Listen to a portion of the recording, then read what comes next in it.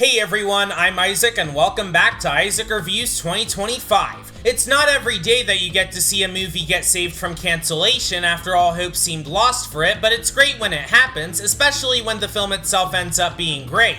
And the most recent example we got of this is with the Toxic Avenger, a remake of the 1984 film of the same name by Lloyd Kaufman. It originally premiered in 2023 and sat in limbo for a while waiting for a US distributor before Cineverse came along to bring this superhero slaughterfest to the big screen. Judging by how insane it looked from the trailer, I had a feeling that this would translate over to the film itself, and after seeing it, I'd say it did. It centers around a janitor named Winston whose life kinda sucks. He's working a dead-end job as a janitor, he's in a ton of debt, he recently got diagnosed with a brain disease, and his relationship with his son Wade is a bit rocky. But after a freak accident at a chemical factory turns him into a mutant, he soon uses his newfound strength to battle dangerous criminals and a corrupt CEO.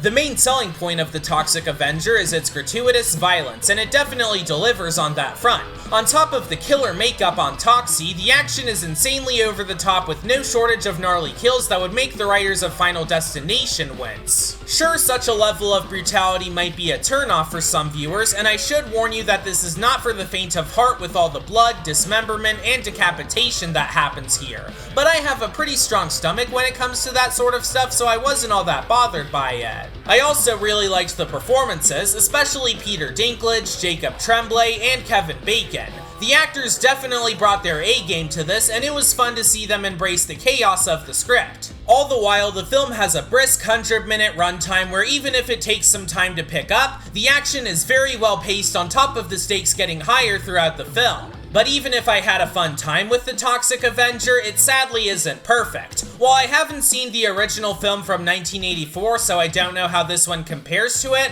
I do know that the writing could have used some fine-tuning. That's not to say it's bad by any means. It's really funny, the dialogue is well written, and there's some interesting commentary about capitalism and how corporations are able to get away with harming the lower class. But the writing itself doesn't feel very structured, where stuff just happens for most of the runtime, and I didn't really care for the family drama at the start of the film.